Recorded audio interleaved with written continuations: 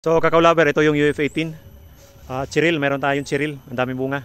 Ang problema ng UF18 ay madalas sa BSD nagkakasakit tapos mamamatay, katulad nito. Tingnan nyo po, naninilaw na siya, may bunga, pero pag titingnan mo, patay na siya, dry na yung ano niya, skin niya. Ito yung BSD. So ano siya, bababa siya papuntang main niya, puno, tapos mamamatay. Kaya naagapan ko, grafting ako ng chupon dito, W10 Trinitario, maganda, malalaki yung seeds niya. So daming bunga oh. Yan, daming bunga. Agapan natin. Ang dami niya, malakas mamunga. So putulin natin yung dito muna tayo magputol, kaulaber. Sa UF18. Ano na siya eh.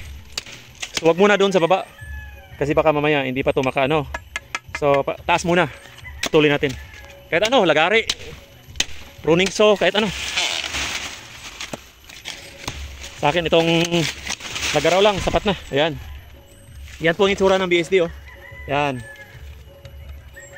May kahoy na po siya. Tuyo na sa gitna. Kaya mamamatay na yan. Kahit gaano karaming bunga nito. Yan, daming bunga oh.